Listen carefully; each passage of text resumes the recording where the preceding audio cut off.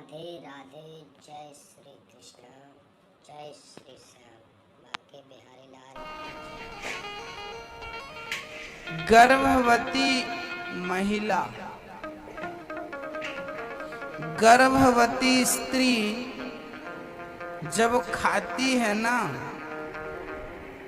तो उसके पेट में जो बच्चा होता है उसका बिना खाए ही पेट भर जाता है। छोटा सा बच्चा जो माँ के गर्भ में है वो कभी खाने आता है, कहीं पानी पीता? माँ जो खाती है वो बच्चे के पेट में अपने आप चला जाता है। माँ के शरीर से बच्चे के नाभि से नरा जोड़ा होता है, उस नरे के द्वारा भरण पोषण होता है। माँ खाती है तो बच्चे का पेट भर जाता है, माँ पानी पीती है तो बच्चे के पेट में अपने आप जो माँ खाती पीती है वो शक्तियां बच्चे के पेट में अपने आप चली जाती हैं। ऐसे ही जब यहाँ बेटियों की सेवा कर देंगे तो भगवान की सेवा अपने आप हो जाएगी। आप खा लिया, आपने भोजन कर लिया, बच्चे के पेट में चला गया। ऐसे इन दीन दुखियों की आपने सेवा कर दी तो भगवान की सेवा हो गई। भगवान ने उस सेवा को स्वीकार कर ली। इनकी सेवा में ही वो खुश होता है। दीन दुखियों की सेवा में वो खुश होता है। इसलिए हमें सेवा करनी चाहिए। जब हम सेवा करेंगे तो किसी रूप में वो भी हमारी सेवा करने आएगा।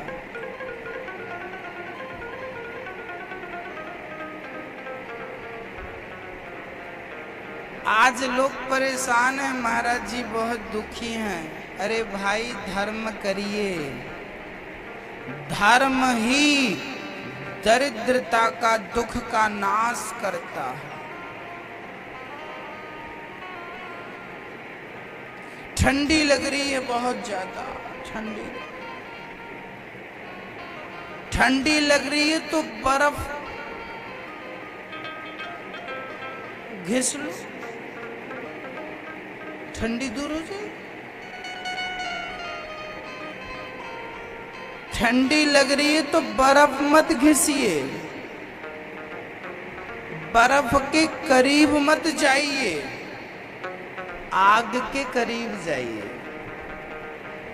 जैसे सर्दी का एक ही इलाज है गर्मी, ऐसे दरिद्रता का एक ही इलाज है दान। दान करने से ही दरिद्रता का नाश होगा।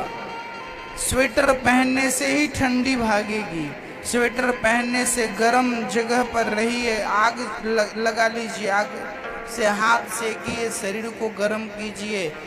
यही इलाज है सर्दी का। बहुत गर्मी लगे तो नर्मदा जी में डुबकी लगा लो, यही इलाज है। अब गर्मी लग रही है और आप आग के पास जाओ तो गर्मी का इलाज आग नहीं है, सर्दी का इलाज आग है। ऐसे ही दरिद्रता का इलाज क्या है? बहुत दुख है, बहुत कष्ट है, इसका इलाज है दान करिए, धर्म करिए, पुण्य करिए। पुण्य से ही पाप का नाश होता है। अब पुण्य करते नहीं, रोते रहते हैं, भगवान बड़े दुखी हैं, हम बड़े परेशान। सेवा करिए। ध्रुव जी ने मंत्र जपा, द्वादशाक्षर मंत्र। कौन सा? ओम नमो भगवते वासुदेवाय। इस मंत्र को नारद जी ने सुनाया, ध्रुव जी ने जपा, ओम नमो भगवते वासुदेवाय। ओम नमो भगवते वासुदेवाय।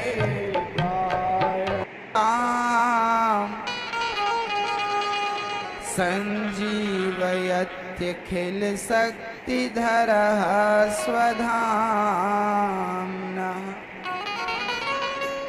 अन्यस्तहस्तचरणश्रवणात्वकादीन् प्राणान् नमो भगवते पुरुषाय तुभ्यम्। ध्रुव जी महाराज भगवान के दर्शन करते हैं। भगवान ने कहा पुत्र वरदान मांगो। ध्रुव जी ने कहा माँ ने तपस्या करने का बोला था, वरदान क्या मांगना है? माँ ने नहीं बोला। ध्रुव जी को भगवान ने 36,000 वर्षों का राज्य दिया। ध्रुव जी महाराज जब घर गए तो माँ ने सम्मान किया, पिता ने राज्य देकर के पलायन किया। ध्रुव जी ने राज्य किया 36,000 वर्षों तक। उनके भाइयों को यक्षों ने मार दिया। ध्रुव जी ने यक्षों को मारकर बदला लिया। कुबेर जी से प्रार्थना करी, क्षमा मांगी। कुबेर जी ने भक्ति का दान किया। मृत्यु के सर पर पैर रख करके ध्रुव जी महाराज भगवान के परम धाम को चले गए। बोलिए भक्त वत्सल भगवान की जय हो। आज भी ध्रुव तारा बनकर ध्रुव जी महाराज चमक रहे। ध्रुव दर्शन होता है ना शादी में, विवाह पंडित जी कराते हैं। भजन करोगे भगवान का तो भगवान बहुत कम समय में वो दे देगा जिसकी आप कल्पना नहीं करते, या जिसके आप योग्य नहीं थे, वो दे देता है ईश्वर। मैं योग्य नहीं था, जो मुझे ईश्वर ने दिया है। बस भजन करो, भगवान स्मरण करो। आपको कुछ नहीं करना, आप उसका चिंतन करो, वो आपका चिंतन करेगा। बस मैया ध्रुव जी के वंश में बड़े बड़े राजा हुए। इन्हीं के वंश में पुरंजन की कथा सुनाने के लिए नारद जी आए। प्राचीन बरही हुए हैं पृथु भगवान, जिन्होंने पृथ्वी का दोहन किया। आगे चलकर पुरंजनोपाख्यान की चर्चा बढ़ी। एक पुरंजन था, एक पुरंजनी थी, एक अविज्ञात था। पुरंजन और अविज्ञात ये दोनों परम सखा थे, दोनों परम मित्र थे, पुरंजन और अविज्ञात। एक दिन पुरंजन बोला कि अविज्ञात जरा मैं घूम के आता हूँ, संसार को देख कर आता हूँ। अविज्ञात ने मना किया मत जा। पुरंजन नहीं माना, मैं तो जाऊंगा। अविज्ञात बोला जाएगा तो आएगा नहीं, फंस जाएगा तू चक्कर में। नहीं नहीं मैं तो आ जाऊंगा। पुरंजन गया, बहुत नगरियां बहुत देश घूमे, कोई पसंद नहीं आया। लेकिन एक 9 दरवाजे की नगरी में चला गया, वो बहुत पसंद आ गई। जिसमें 9 दरवाजे थे उस नगरी में गया और बढ़िया रहने लगा। और जब गया तो वहां एक नारी मिल गई, बड़ी सुंदर थी। देवी कौन हो, हमसे विवाह करोगी? पुरंजनी उस स्त्री ने कहा कि मेरा कौन है, मैं कहा क्यों, मैं खुद नहीं जानती, लेकिन आप बड़े सुंदर हो, मैं आपसे विवाह कर लेती हूँ। दोनों का विवाह हो गया। अब उसका नाम पुरंजन था और जिससे विवाह हुआ उसका नाम हो गया पुरंजनी। अब ये पुरंजन और पुरंजनी, अब पुरंजन इतना मस्त हो गया पुरंजनी के प्रेम में कि पुरंजनी खाए तो पुरंजन खाने लगे, पुरंजनी नाचे तो पुरंजन नाचने लगे, पुरंजनी हंसे तो पुरंजन हंसने लगे, पुरंजनी रोए तो पुरंजन रोने लगे। बड़ा मस्त हो गए पुरंजन पुरंजनी के प्रेम में। वहां 5 फण वाला एक सांप भी था और वहां पर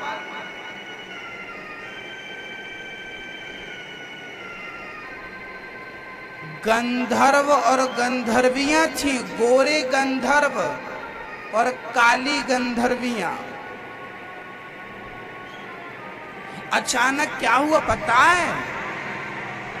अचानक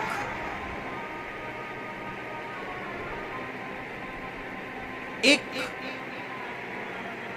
जरा नाम का आदमी आया और जरा नाम के आदमी ने पुरंजन राज्य पर आक्रमण कर दिया और पुरंजन को परेशान कर दिया, मतलब लहू लुहान कर दिया। और तभी काल यवन आया और काल यवन ने आकर के पुरंजन को मार डाला। नारद जी बोले, समझ में आया प्राचीन बरही तुम्हारी कुछ? प्राचीन बरही बोले, मेरी तो कुछ समझ में नहीं आया। तब कहा कि सुनो, ये पुरंजन और अविज्ञात कौन है? हम सब ही पुरंजन हैं। कैसे? जरा ध्यान दीजिए। 2 मित्र थे, पुरंजन और अविज्ञात। पुरंजन है जीवात्मा और अविज्ञात है परमात्मा। ये दोनों साथ में रहते थे, परमात्मा और जीवात्मा। एक दिन जीवात्मा ने बोला परमात्मा से, प्रभु हमें संसार जाना है, संसार में जाना है। भगवान ने मना किया, ना ना वहाँ मत जाना, वहाँ जाओगे तो फंस जाओगे। पर पुरंजन नहीं माना, मतलब जीवात्मा नहीं माना और जीवात्मा संसार में आ गया। कौन से नगर में आके रहा? जिस नगर में 9 दरवाजे थे, उस नगरी में रहने लगा। शरीर ही वो नगरी है जिसमें 9 दरवाजे हैं। इस शरीर में कौन रहता है? बोले आत्मा रहती है, जीवात्मा रहती है। इस शरीर में कितने दरवाजे हैं? इस शरीर में बोलो बोलो कितने दरवाजे? 9 द्वारे पूरी दे। इस शरीर में 9 छेद हैं। 2 छेद ये, 2 कान, 4, 2 ये कितने हो गए? 6 हो गए। 1 मुंह, 7 और 2 गुप्तेंद्रिय, 1 मूत्र द्वार, 1 मल द्वार, ये 9। 7 और 2 9। ये 9 दरवाजों का ये शरीर है। इस शरीर में कौन रहता है? बोले जीवात्मा रहती है। और वो जीवात्मा पुरंजन है। और पुरंजन किससे शादी कर लिया था? पुरंजनी से। ये पुरंजनी कौन है? बोले पुरंजनी है बुद्धि। इस बुद्धि से प्रेम कर लिया। अब पुरंजन नाचे, पुरंजनी नाचे तो पुरंजन नाचे। पुरंजन बुद्धि जो कहती है हम सब वही करते हैं। मन जो कहता है हम सब उसके अधीन वही करते जाते हैं। मतलब पुरंजनी जो कहती है पुरंजन भी वही करता। बुद्धि जो कहती है, मन जो कहता है, हम सबको भी वही करना होता। करते गए। एक दिन जरा ने आक्रमण कर दिया। जरा मीन्स बुढ़ापा। जरा क्या होता है? एक दिन बुढ़ापे ने आक्रमण कर दिया। और जब बुढ़ापे ने आक्रमण किया तो अचेत हो गया। बूढ़ा आदमी परेशान हो जाता, अचेत हो जाता है। कभी कभी तो वो नाक से नाला,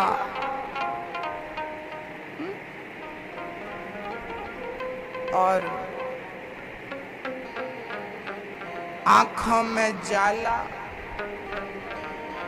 बुढ़ापे में जाला पड़ जाता है, आंखों में मोतियाबिंद हो जाता है, नाक से नाला निकलने लगता है और शरीर जर्जर हो जाता है। बुढ़ापे ने मतलब जरा ने आक्रमण कर दिया, शरीर जीर्ण शीर्ण हो गया। और तभी ये पुरंजनी के प्यार में पागल था, मतलब संसार के प्यार में पागल था प्राणी। तभी काल ने आक्रमण कर दिया, किसके सहित? गंधर्व और गंधर्वियां, मतलब दिन और रात। ये रात ही काले गंधर्वियां हैं और दिन ही गोरे गंधर्व हैं। ये दिन रात हमें मार रहे हैं, समय हमें रोज मार रहा है, मृत्यु हमें रोज मार रही है और हम फिर भी परिवार के भरण पोषण में लगे हैं। अरे अब तो निकलो, अब तो आत्म कल्याण कर लो। पुरंजन मर गया और दूसरे जन्म में किसी स्त्री के रूप में गया, तो उसका पति मरा, तो ये सती होने क्या सत्ता होने गया। तब तक अब अज्ञात ढूंढता हुआ आया कि भाई मेरा मित्र गया था, वो आया नहीं वापस। अब अज्ञात जी गए तो ये सती होकर के साड़ी वाड़ी लपेट के मांग वांग भर के 16 श्रृंगार करके पति के संग सती होने जा रहा था। अविज्ञात बोला, क्यों? तू मेरा सखा है, कहाँ जा रहा? मैं बोले, मैं आपका सखा नहीं हूँ, ये मेरा पति मर गया, मैं सती होने जा रहा हूँ। भगवान बोले, तू कितनी बार पुरुष बना, कितनी बार स्त्री बन गया। देखो ना, आप जितनी माताएं हो, आप सब पिछले जन्म में पुरुष थी। पुरुष का चिंतन करते करते मरी तो स्त्री बन के आ गई। और ये पुरुष लोग जितने बैठे हैं ना, इनमें से अधिकांश से सब पुराने जन्म, पिछले जन्म में सब स्त्रियां थी।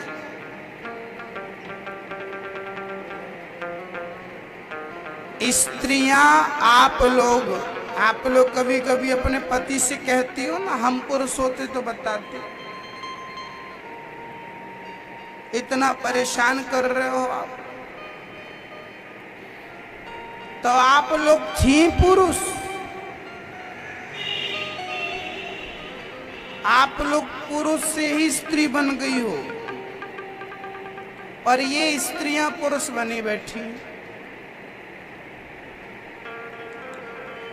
यही गोल गोल चक्कर, अंते यामति सागति। जिसकी जैसी मति होती है अंत समय में उसकी गति। स्त्री का चिंतन करते मरोगे, स्त्री बनोगे। पुरुष का चिंतन करते मरोगे, पुरुष बनोगे। सुअर का चिंतन करते मरोगे, सुअर बनोगे। पैसे का चिंतन करते मरोगे तो सांप बनोगे। घर की टेंशन चिंता में मरोगे तो कुत्ता बनोगे। भरत जी मृग बन के आ गए थे कि नहीं? जड़ भरत आ गए थे। कथाएं लंबी हैं, कल सुनाऊंगा आपको प्रेम से। संभालिए संभालिए। हाँ, पुरंजन उपाख्यान की चर्चा भई है और भरत जी, मनु जी महाराज के दूसरे प्रिय व्रत के वंश में भरत जी हुए हैं, जिन्होंने राजा रहुगण को ज्ञान दी। इस चर्चा को मैं विस्तार कर दूंगा। नाम लेकर के अजामिल की मुक्ति भई है और भगवान अपने भक्त के लिए खंबा चीर के नरसिंह बन के आए हैं और भगवान ने दर्शन दिया है। प्रहलाद चरित्र बड़ा सुखद सुंदर मैं आपको कल के सत्र में श्रवण कराऊंगा।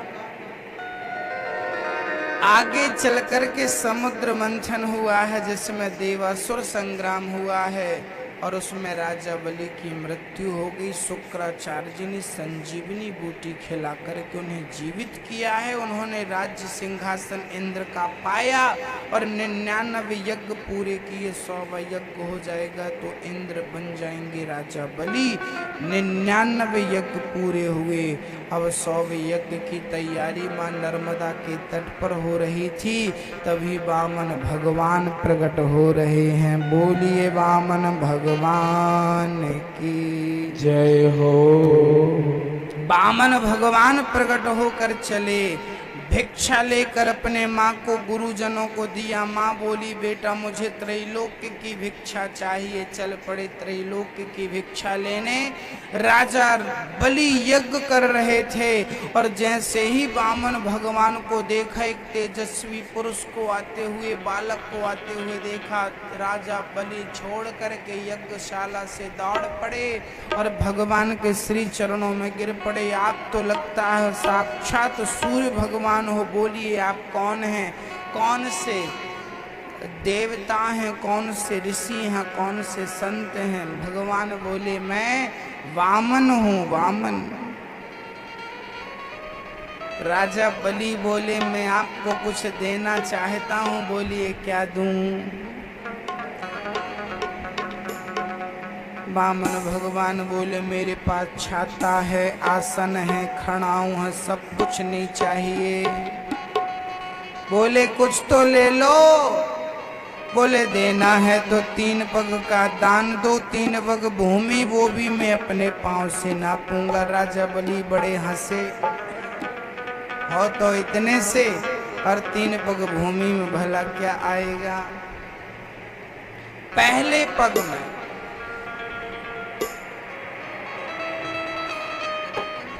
वामन भगवान ने संकल्प कराया राजा बलि से। शुक्राचार्य जी ने रोका, आंख फोड़ दी उनकी। भगवान ने पहले पग में संसार को नाप लिया। पहला इतना विशाल स्वरूप बनाया, अतल वितल सुतल तलातल रसातल महातल पाताल सबको नापा। दूसरे पग में भूर्भुवः स्वः सत्यलोक सबको नाप लिया। अब तीसरे पग के लिए कुछ बचा नहीं, 2 पग में दुनिया नाप ली। तब राजा बलि ने अपना मस्तक झुकाया, कहा प्रभु अभी मेरी संपत्ति नापी, अब मुझे नाप लो। तीसरा चरण भगवान ने राजा बलि के मस्तक पर रखा। बोलिए वामन भगवान की जय हो। वामन भगवान बोले राजन मैं तुम्हें छलने आया था, तुमने तो हमें ही छल लिया, क्या चाहते हो? वामन भगवान से कहा कि प्रभु कुछ नहीं, आपका दर्शन चाहता हूँ। वामन भगवान ने राजा बलि को पाताल का राजा बनाया और पाताल का राजा बन करके जब राजा बलि बैठे हैं तब भगवान द्वारपाल बन गए। आते जाते राजा बलि दर्शन करते हैं।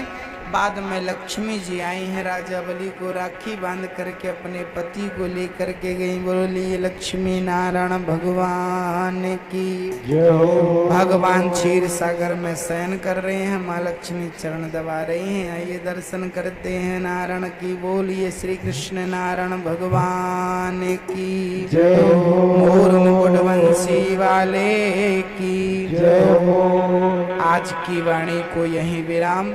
कल समय से आइए मेरी माँ, और अपने पड़ोसन को पड़ोसियों को जरूर लाइए, सबको लाइए। आप सबको बताइए बहन जी चलो, भाई जी चलो। 3 दिन बीत गए, 4 दिन ही बचे हैं। कथा से आपका नुकसान कुछ नहीं होना, फायदा ही फायदा होना है। तो मेरी माँ कल अपने पड़ोसियों को कौन कौन पकड़ के लाएगा? हाथ उठाओ, उठाओ मैया, ये सेवा है भगवान की। ला उठाओ हाथ। कौन कौन लाएगा? नहीं लाओगे? सबको बोलिए भैया जी चलो, बहन जी चलो, भाई जी चलो, सबको लाइए, सबको लाइए, सब कथा सुने, सबका कल्याण हो। बोलिए काम कर लेना बाद में। जिंदगी जब तलक रहेगी जिंदगी, फुर्सत ना होगी काम से। कुछ समय ऐसा निकालो कि प्रेम कर लो श्याम से। बोलिए कृष्ण कन्हैया लाल की जय हो। आइए वामन भगवान का पूजन, जो भी पूजन करना चाहें एक एक जाकर पूजन करें, वामन भगवान से आशीर्वाद लें। वामन भगवान ने राजा बलि की झोली भरी है। आज जो भी भगवान का पूजन करेगा, वामन भगवान उस पर कृपा करेंगे। एक एक से आकर पूजा करिए, फिर आरती की ओर चलते हैं। सारे भक्त पूजा कर लेंगे और प्रेम से हम चलते हैं। प्रेम से भगवान के श्री दर्शन। भागवत कथाएं सुनने के लिए हमारे चैनल को सब्सक्राइब करें, लाइक करें, बेल आइकन दबाना ना भूलें। जय श्री राधे राधे राधे, जय श्री कृष्णा, जय श्री श्याम, बाके बिहारी लाल की जय।